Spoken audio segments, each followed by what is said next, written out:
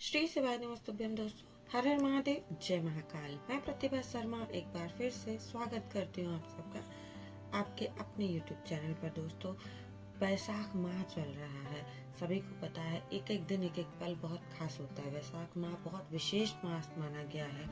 जल का दान कीजिएगा, कोई भी पुण्य दान कीजिएगा। और वैशाख माह में पड़ने वाली प्रदोष, ये बहुत विशेष मुहूर्त होता है, बहुत खास समय होता है जब आपको कुछ ऐसे उपाय करने चाहिए जिससे आपका जीवन जो है बड़ा ही सरल हो जाता है। आपकी परेशानियां, कष्ट जो है वो दूर हो जाते हैं और आप जीवन में अग्रसर होते हैं, यानी कि हमेशा आगे की ओर बढ़ते रहते हैं। आपके जीवन की परेशानियों का क्षय हो जाता है। स्वयं महादेव की कृपा आपके ऊपर होती है और आप और आपका परिवार खुशी से अपना जीवन व्यतीत करता है। तो इस वैशाख में पड़ने वाली प्रदोष यानी कि 24 अप्रैल को पड़ने वाली प्रदोष के दिन क्या कुछ उपाय आप कर सकते हैं जिससे कि आपका जीवन सुखमय व्यतीत हो या आप तरक्की की ओर अग्रसर करें। ऐसे कुछ उपाय, कुछ जानकारी मैं आप सबके साथ शेयर करने वाली हूँ दोस्तों इस वीडियो में।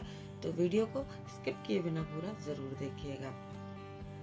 वीडियो में जितने भी उपाय, जो भी जानकारी मैं आप सबके साथ शेयर करती हूँ दोस्तों, ये सभी जानकारी पूज्य गुरुदेव अपनी कथाओं में वर्णित करते हैं और उन्हीं को वीडियो के माध्यम से मैं आप सब तक पहुँचाने की कोशिश करती हूँ और उम्मीद करती हूँ ये सब आपके लिए लाभदायक साबित होगा।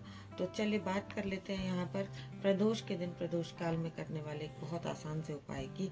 और ये उपाय वैशाख प्रदोष के दिन अगर आप करते हैं तो बहुत ही विशेष हो जाता है, यानी कि कांटे का उपाय। वैसे तो आपने देखा कि महादेव के ऊपर सब कुछ समर्पित किया जाता है, धतूरा समर्पित किया जाता है, फूल, पत्ते, चावल, मूंग, बहुत सारी चीजें, अनंत है ना, काला तिल है, पीला सरसों है, ऐसी बहुत सारी चीजें जो है वो महादेव को बहुत सारे उपाय में समर्पित की जाती हैं। परंतु यहाँ पर जो मैं आपको उपाय बताने वाली हूँ वो बताने वाली हूँ कांटे का। सोचिए, महादेव आपके कांटे भी स्वीकार कर लेते हैं। धतूरे के रूप में जब आप उनको स्वीकार चढ़ाते हैं तो वो विष, वो आपका उसका जो एक एक शूल होता है वो भी स्वीकार करते हैं। तो ये सिर्फ शिव ही हैं जो आपका कष्ट हर लेते हैं और आपके चढ़ाए हुए शूल भी सहर्ष स्वीकार कर लेते हैं। तो कांटे का क्या उपयोग करने वाले हैं दोस्तों, ये ध्यान से सुनिएगा। यहाँ पर आपको लेना है, क्या लेना है, 7 कांटे। और इनका प्रयोग कैसे करना है ध्यान से सुन लीजिए। तो वैशाख माह में पड़ने वाली जो प्रदोष होती है वो बहुत विशेष होती है। और प्रदोष, इस प्रदोष के दिन, प्रदोष काल में, अब प्रदोष काल किसे कहते हैं, जैसे कि पूज्य गुरुदेव ने बताया है कि जब सूर्य डूब रहा हो और रात होने वाली हो, ये बीच का जो समय होता है, इसीलिए इसको कहा गया है कि 4 से 6 का समय जो होता है इसको गोधूली बेला भी कहते हैं या प्रदोष काल भी कहते हैं। तो वैशाख माह में पड़ने वाली प्रदोष और इस प्रदोष के दिन भी, प्रदोष काल में, अगर आप बाबा को यानी कि मेरे महादेव को एक धतूरा जिसमें शूल होते हैं, जिसमें कांटे होते हैं, एक धतूरा और इसके साथ में बेल वृक्ष जो होता है उसकी पत्तियां नहीं लेनी है आपको। इस उपाय के लिए पत्तियों का प्रयोग नहीं करना है। इसमें आपको बेल वृक्ष के 7 कांटे लेने हैं, ठीक है। बेल के पेड़ में जो कांटे होते हैं ना, वो आपको लेकर के आना है। एक धतूरा और उसके साथ में 7 कांटे, ये 7 कांटे ले जाकर के आपको क्या करना है, प्रदोष के दिन, प्रदोष काल में शिवलिंग पर समर्पित करना है। और महादेव को ये समर्पित करने के साथ ही आपको अपनी इच्छा, आपको अपनी मनोकामना महादेव से कह देना है। आपके जीवन के जो भी कष्ट है, जो भी परेशानियां हैं, आपको सब कुछ महादेव को कह सुनानी है। और यकीन मानिए कि महादेव ही एक ऐसे भगवान है जो आपके शूल भी स्वीकार करते हैं और सहर्ष स्वीकार करने के बाद आपके जीवन में आने वाली शूल, आपकी समस्या, आपके जीवन में आने वाले एक एक कांटे को वो दूर कर देते हैं और आपके जीवन खुशियों से व्यतीत हो, ऐसा आशीर्वाद प्रदान करते हैं दोस्तों। साथ ही साथ महादेव के लिए पूज्य गुरुदेव ने एक और बात बताई है, एकांतेश्वर महादेव, है ना। तो एकांतेश्वर महादेव वाला जो उपाय है, कौन से महादेव एकांतेश्वर महादेव कहलाते हैं, जहाँ कहीं जंगल में आपको कहीं रास्ते में ऐसा मंदिर दिख जाए जहाँ लोग जाते ही ना हो, बहुत रेयर जाते हो, बहुत कम जाते हो, जहाँ एकांत में महादेव बैठे हो, तो एकांतेश्वर महादेव वाला ये एक उपाय मेरा पूज्य गुरुदेव ने फिर से बताया है, जो मैं आपको बताने वाली हूँ। इसमें क्या करना है दोस्तों, एक बेलपत्र, एक समी पत्र और एक चावल का दाना लेना है।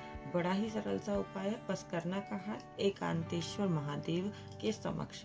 और एकांतेश्वर महादेव कौन होते हैं, जो कहीं बहुत दूर ऐसे विराजे हों, कहीं जंगल में, कहीं ऐसी जगह जहाँ पर कि लोगों का आना जाना ना हो या ना के बराबर हो।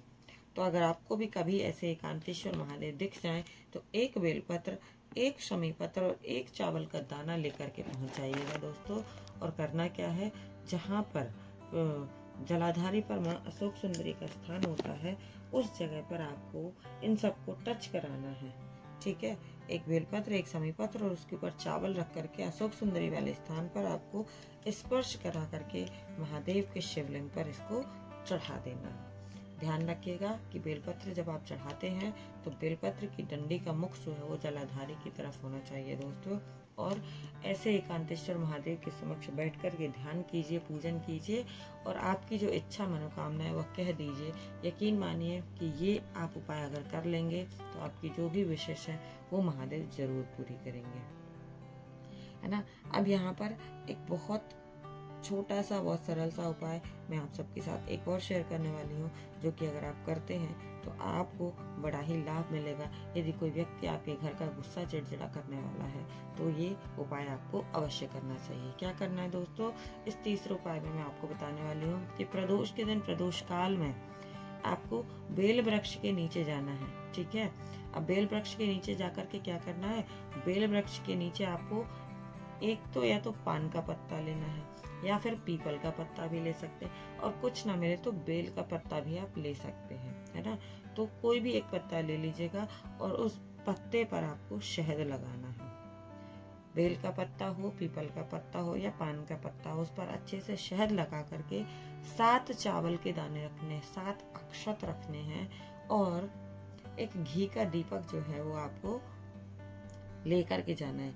ठीक है, तो क्या करना है कि जो घी का दीपक है वो आप अपने घर से लेकर के जाइएगा।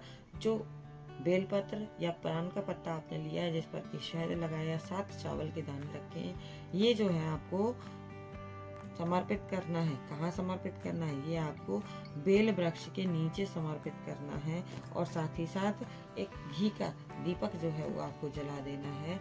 और क्या करना है, थोड़ा सा जल हाथ में लेकर के थोड़ा सा जल छोड़ दीजिए, या लोटे से भी आप थोड़ा सा जल छोड़ सकते हैं। तो आपको थोड़ा सा जल हाथ में लेकर के छोड़ देना है। माँ सरस्वती, माँ पार्वती और महादेव के 12 ज्योतिर्लिंगों का स्मरण करके कैसे छोड़ना है जल, ध्यान से रखिएगा। आप सीधे हाथ में जल ले लीजिएगा और, है ना, माँ पार्वती, माँ सरस्वती, माँ लक्ष्मी जो माता हमारी होती है, नौ दुर्गा चंडिका का स्मरण करते हुए महादेव के 12 ज्योतिर्लिंग का स्मरण करें और जल छोड़ दें। तो इस तरह से आपको महादेव के 12 ज्योतिर्लिंग का स्मरण करते हुए जल को छोड़ देना है और उस व्यक्ति का स्मरण करना है जिस व्यक्ति के निमित्त से आप इस उपाय को कर रहे हैं। यानी कि घर का वह व्यक्ति जो बहुत ही ज्यादा गुस्सा करता है, चिड़चिड़ा करता है ना, तो इस व्यक्ति के नाम का स्मरण करते हुए आप इस उपाय को कीजिए। प्रदोष काल में इस उपाय को अगर आपने कर लिया तो यकीन मानिए कि 3 से 4 प्रदोष की बात है, आप 3 से 4 प्रदोष इस उपाय को करके देखिएगा, उस व्यक्ति का गुस्सा जो है वो धीरे धीरे करके समाप्त हो जाएगा। तो दोस्तों, यहाँ पर मैंने प्रदोष के दिन यानी कि वैशाख माह में पड़ने वाली प्रदोष और प्रदोष के दिन प्रदोष काल में होने वाले कुछ उपाय शेयर किए हैं, जो कि पूज्य गुरुदेव के द्वारा बताए गए हैं। और उम्मीद करती हूँ ये जानकारी, ये विचार आप तक पहुँचाने में मुझे जो खुशी हुई है आपको भी उतनी खुशी होगी और वीडियो पसंद आएगा। तो अगर वीडियो अच्छा लगे, वीडियो को लाइक कीजिए, शेयर कीजिए। मिलेंगे ऐसी ही महत्वपूर्ण जानकारी के साथ अगले वीडियो में, तब तक के लिए श्री शिवाय नमस्तुभ्यं, हर हर महादेव, जय माता।